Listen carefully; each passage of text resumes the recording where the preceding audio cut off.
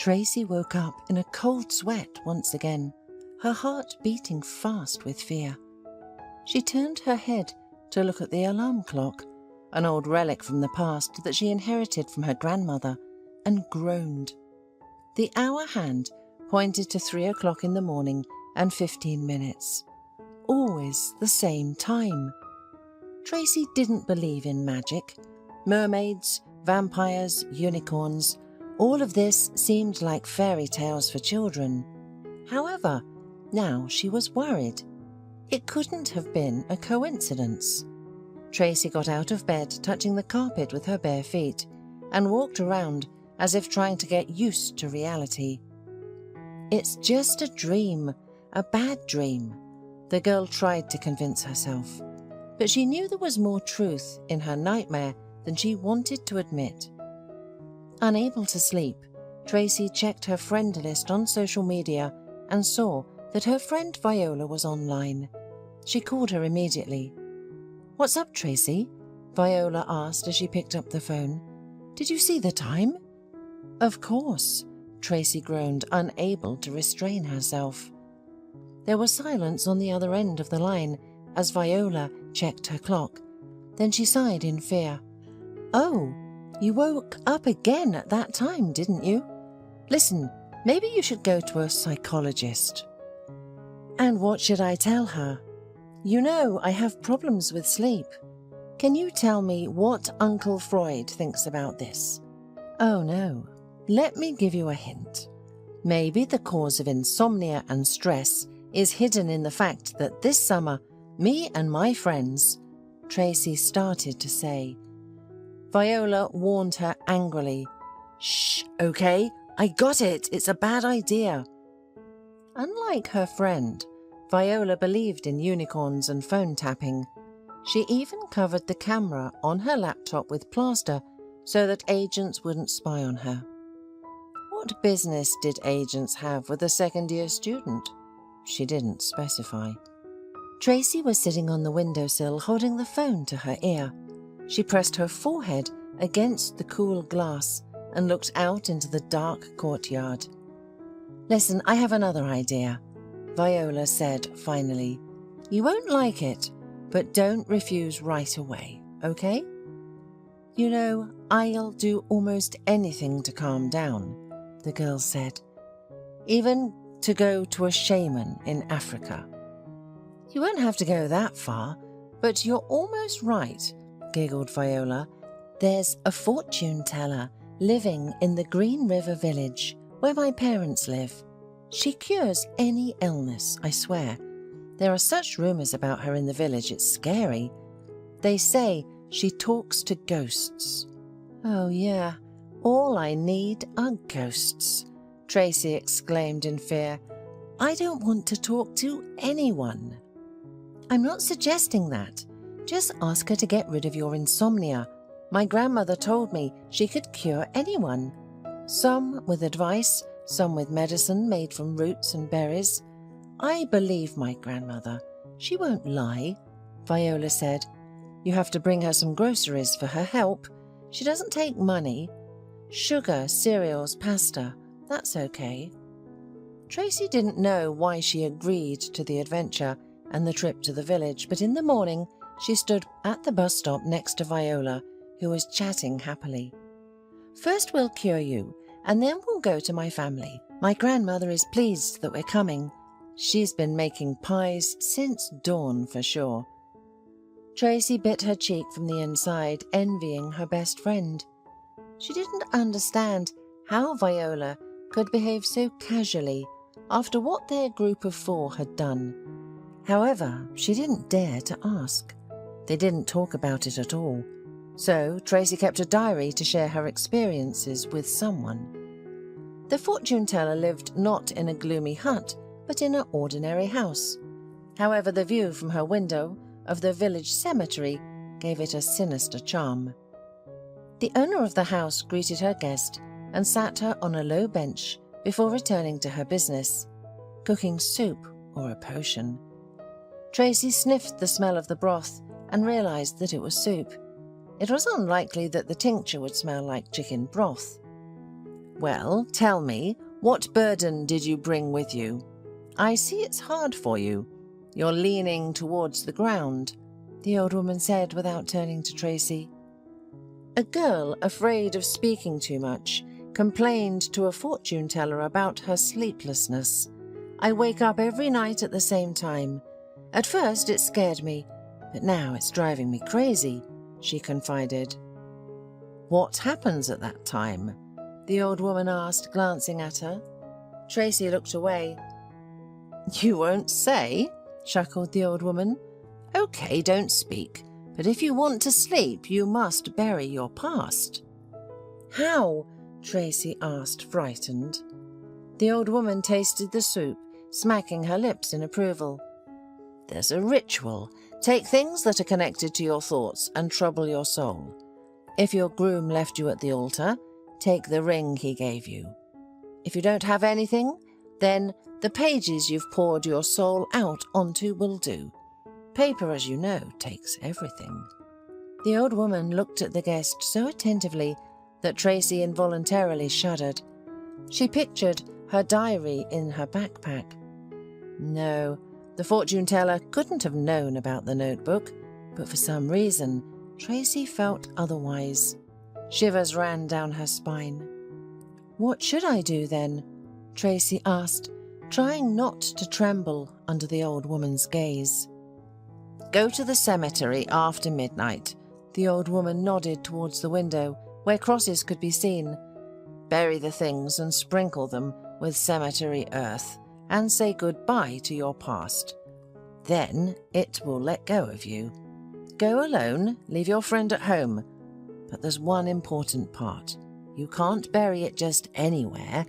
You have to go where the old graves are. You'll know where you need to go. Your feet will lead you. When you find the abandoned, overgrown grave, stop there to bury the past. Tracy paid the fortune teller in groats and canned food for such unusual advice.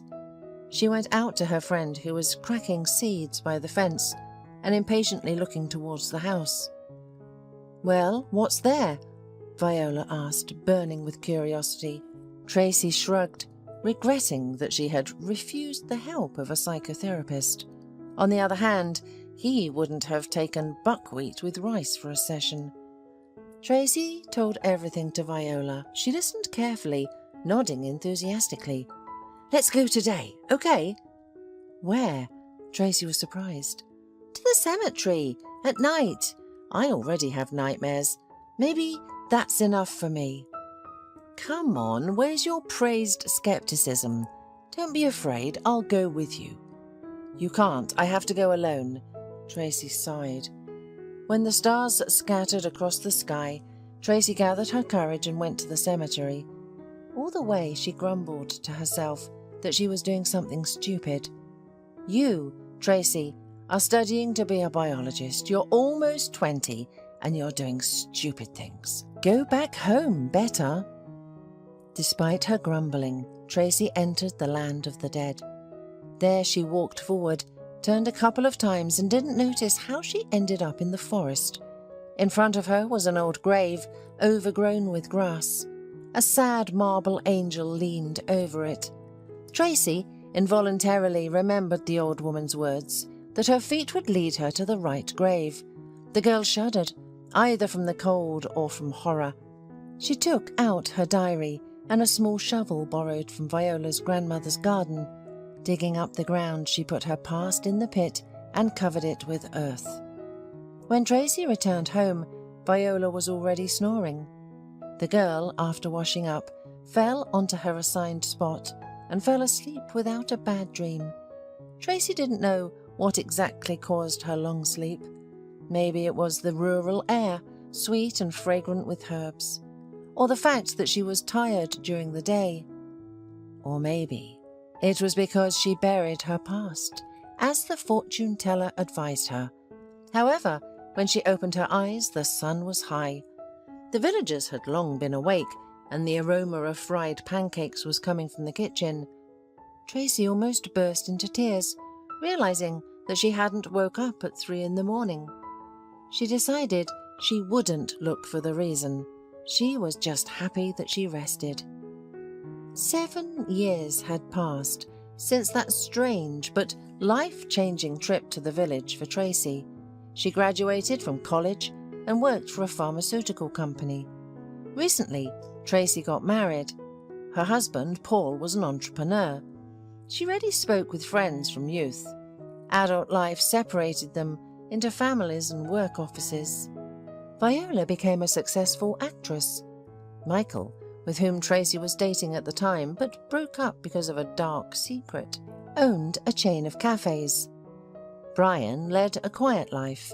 He was a family man and a military man. The man had 2 sons. And then one day, the group of friends reunited, but the occasion was not a happy one. They all gathered at Viola's apartment. She threw a letter on the table. Did anyone else receive such a letter? The actress frowned. They're blackmailing me, like in the stupid horror movie. I know what you did last summer. They're threatening to sell information to journalists, drain the lake, and ruin my career. I got one too. Michael nodded grimly. They're demanding a lot of money for their silence. I didn't get one, Brian said, surprised, and then laughing. But I don't have any money either. However, seeing the tense faces of his old friends, he felt embarrassed. I didn't get one either, Tracy confessed. But who could have known about our past? That's what we need to figure out, Viola said, sitting down and crossing her legs. She looked worried and frightened. She did not want to move from the society columns to criminal reports. We need to find out who could have known about the incident, Michael said. Did any of you tell anyone? Your spouse, lovers, I don't know, the priest in confession? Everyone shook their heads in denial. Tracy bit her lips, thinking about the question. She had never talked to her husband about it, but Paul knew she had a secret that tormented her. Yes, she had gotten rid of insomnia and nightmares, but they sometimes returned, especially when triggers appeared in her life. Once, after another attack, she even joked that it was time for her to go to the grave with the angel again. Her husband then listened to her crazy story with interest. Remembering it now, Tracy thought about her diary. She still kept diaries because they helped her calm down and served as a form of therapy. I, Tracy, was going to tell about her husband, but changed her mind about involving him. I didn't tell anyone, except, do you remember, Viola, that I buried my diary? Well, in the village where your grandparents lived. If someone found it, do you remember, Viola, that I buried my diary? Well, in the village where your grandparents lived. If someone found it, they could find out the truth. But only you and I knew about the diary and its contents. And maybe the fortune teller, of course. Do you think she dug up the grave and decided to blackmail us? Viola snorted. Like, I'll take the money and go to Las Vegas casino for the last time. Tracy shrugged, but Brian did not dismiss this version. We need to check, the military man said. Let's be safe while we have no other versions. It was decided that Tracy and Michael would go to Green River Village, while Viola and Brian stayed in the city. The girl thought she wouldn't find her way to the right grave. However, she came to the same tombstone at the edge of the cemetery in the forest. A sad angel stood over the grave. Tracy dug up the soil but found nothing. The girl became cold and sat on the ground. It's my fault. I don't know how, but someone found out about the diary. And how could the paper have survived at all? They recently dug up a newspaper that was 70 years old, Michael said sadly. And don't blame yourself. We got into this mess together, and we'll get out of it together. That sounds like a phrase from some blockbuster, the girl laughed. Michael smiled too and extended his hand to help her up from the damp soil. They wanted to go back since the sun was already setting, but suddenly they heard screams from under the ground, then strong muffled blows as if someone were pounding on the lid of a coffin from the inside. Tracy and Michael looked at each other. Fear and shock reflected on their faces. They didn't believe what they were hearing. "Please tell me I'm hallucinating, and you don't hear someone trying to get out of the grave," Michael whispered. "Then I'm hallucinating too," a pale Tracy muttered. "Help!" They heard a voice from under the layer of cemetery soil. "People, help!" The voice was muffled and the words were hard to make out, but the message was clear. Michael went to the voice and Tracy, frightened, followed him. "Look, the soil here is very loose," the young man said when they arrived. Michael and Tracy began to remove the soil with their shovels. Layer by layer, they dug up the grave. The voice from under the ground did not stop asking for help. Fortunately, the coffin was not buried deep, so the friends reached it quickly. They cleared the ground and opened the lid. Soil fell on the man who was lying inside. He was alive, only scared. After spitting out the soil and rubbing his eyes, the man rushed towards Tracy and Michael. He did it so fiercely that Tracy, screaming, fell to the ground and covered her face with her hands. Michael, on the other hand, aggressively intervened between her and the unknown person they saved from the grave. "Damn it, don't be afraid. Let me hug you," the man chuckled in a bass voice. He pulled Michael and then Tracy, who were both surprised, towards him. He gave them suffocating bear hugs and kissed them firmly on the cheeks. He laughed, thanking his rescuers. "From the bottom of my heart, guys, from the bottom of my heart, you two saved me. This place is so remote. No one would have found me here. My so-called buddies buried me alive. Can you believe it? We didn't agree on something." He moaned, and then, like a genie released from a magic lamp, began promising to fulfill any cherished desires. "What do you want? Money? A car? Maybe you have enemies. So I can bury them right here on the spot." Tracy shook her head in horror, but Michael suddenly became happy. "Listen, someone is blackmailing me. I have no idea who it is. I can't go to the police. Can you find out who it is?" The man scratched his chin and nodded. "For you, I'll dig them up from under the ground." Then he paused and laughed again. "Got it? From under the ground? Just like you saved me." The new acquaintance turned out to be a powerful bandit named Rick, but he was a very cheerful and charming bandit, and he kept his promise. They set a trap for the blackmailer. They put the money in a bag and left it under a bench in the park. But the blackmailer couldn't get far. Rick's friends were standing at each park exit. They quickly caught the person with the coveted burden. The bandits took him to the garage and ordered him to confess, threatening to deprive him of his manicure with pliers. They also convinced the wretched criminal to forget about extortion. Only after that did Rick invite his new friends to his estate, and then the identity of the blackmailer made everybody gasp, especially Tracy. "Paul?" The girl was astonished, looking at her battered spouse. "But how? Why?" Paul, with a broken face and a frightened gaze, looked at his wife. He didn't answer, and then Rick explained the situation instead of him. "Your husband has big problems with his business. He's in debt, so he wanted to make money off your friends. Then he planned to run away with his mistress. He even bought tickets to Cuba. Can you imagine?" "With whom?" Tracy was even more surprised.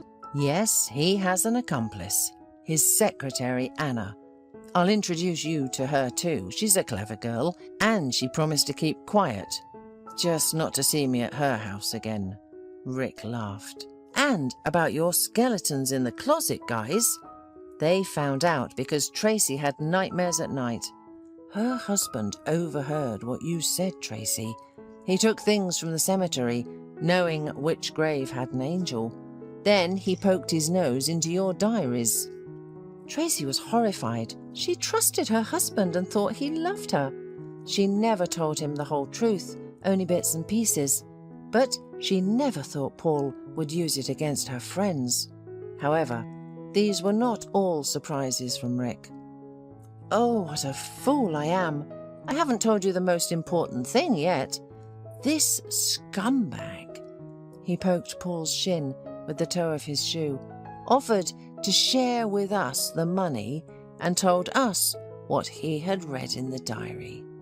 The quartet of friends looked at each other in horror, and the bandit shook his head. "No, don't worry," the man smiled. "I conducted my own investigation. The case is closed. No one will ever think of you. And you had been worrying about nothing. The police were already looking for those 3 who went to the bottom of the lake. They committed many crimes before meeting you, so you're not criminals. Your justice caught up with them." Tracy didn't believe the man's words. She had been carrying a burden on her heart for almost 10 years, and it wasn't easy to get rid of it. The girl's head was spinning, and Michael picked her up. The events of her youth were resurrected in her mind as a familiar nightmare. Tracy was 19. She had just finished her exams, so she went to the lake with her friends and her boyfriend Michael. The students set up tents, made a fire, and took out the guitar. Only their peace was disturbed by uninvited guests. A car pulled up to the lake. 2 guys and a girl got out of it. "Oh, our spot is taken," the blonde in a leather jacket pouted. "Guys, won't you give us a place by the fire? We know how to be grateful," the brunette man asked and brought a whole box of beer. Friends looked at each other and decided it would be more fun together. The carefree students were open to meeting new people. At first, everything was going great. Tracy remembered a lot of laughter, like when the guys undressed to their underwear and, with the girls' eyes closed, jumped into the lake at night. She also remembered how Michael played the guitar. But at some point, the picture began to blur. Tracy felt sick. When she tried to get up, she almost fell into the fire. One of the guests caught her just in time and whispered into her ear, laughing, "Shh, you drank too much, little fish." Even through the haze, Tracy understood that something bad was happening. The man's hand slid from her waist down. The girl pushed him away with her hands. He stepped away but kept laughing. Tracy remembered that she drank only a little wine and couldn't have gotten into such a state. She took 2 uneven steps towards the tent but fell again. Before passing out, the girl heard Michael scream. When Tracy opened her eyes again, she realized she was in a car. She was sitting in the front seat and Michael was driving on a bumpy road at such a speed as if they were being chased. Before she could ask anything, she heard a honk from behind. Michael clenched his jaw and pressed the gas pedal harder. "What's going on?" Tracy whispered, turning to Viola and Brian. Her friend was pale, with tears streaming down her cheeks. "We had the misfortune to get involved with some psychos," Brian explained, anxiously looking back at the car that was following them. "They spiked our drinks with something, but Michael didn't drink, so we managed to escape. And they didn't expect him to be a boxer. He knocked them both out, and then I came to my senses. You and Viola lost consciousness right away. He put his fingers in my mouth, and I threw up, and then I came to my senses." "But why?" Tracy gasped. "Maybe they wanted to rob us, maybe something worse." Brian shrugged, holding Viola, who was crying harder. He didn't want to scare them even more by revealing the guy's nasty plans for the girls. "It's okay. The road will turn right soon and there's a city there. We'll break away," Michael said confidently. But it seemed like the pursuers had the same idea. Their car rushed forward and began to ram Michael's car. The girls screamed when the car shook. Behind them, the other car honked away, playing some lively mocking tune. The car caught up with them, trying to push the students towards the cliff and into the deep lake. However, Michael suddenly hit the brakes and put the car in reverse. Tracy hit the dashboard when it happened. When she opened her eyes, she realized their car was standing still. The girl looked at her boyfriend in fear. "Michael, why aren't we moving?" Tracy asked, following Michael's gaze. She gasped and covered her mouth with her hands. The pursuer's car was slowly sinking into the lake. They wanted to crash into the student's car, but when Michael backed up, they fell off the cliff at full speed.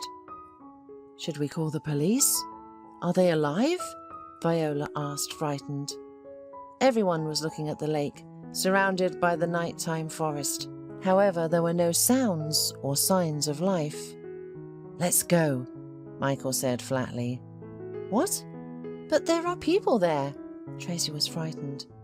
"We have an underage drunk teenager in the car." Michael nodded at Brian. "I don't know what they'll find in our blood. And no, I don't trust the police, who just need to close the case. I don't want to spend the rest of my life behind bars because I saved us from some jerks." The car moved. Tracy looked at the control panel. It was 3 o'clock in the morning and 15 minutes. The students watched news broadcasts for a long time, waiting for someone to retrieve the car from the bottom of the lake. However, time passed, and it didn't happen. No matter how hard the guys tried to justify themselves, it became difficult for them to live. Tracy, the most sensitive of the group, constantly imagined what a terrible end would befall that trio. However, new details from Rick helped her heart find some peace. "Anyway, the car was stolen," he reported. "They killed the owners. The news didn't talk about it because one of the guys was the son of a local politician. He was constantly covering up for his offspring, and in the end, he crossed all boundaries. All 3 of them had damaged their minds due to substances. So, I'm even afraid to imagine what they wanted to do to you. And the deceased's father was looking for you, by the way. It's a miracle he didn't find you, or you'd be in trouble. But now, he's also in another world. So you have nothing else to fear." They discussed the past and everything Rick had managed to find out for a long time. With each new word, Tracy calmed down. But there were still many difficulties ahead, such as divorce from her husband. However, there was also a lot of good. After all, Michael was hugging and comforting her now. Viola and Brian were together again. Tracy was sitting in the arms of her student love, and suddenly she realized that there was nothing obvious in this world. A bandit can become your friend. A loved one can become an enemy. A cemetery can bring relief and other surprises. And the past, even the gloomy one, can come back into your life and turn into a bright future. She believed in it.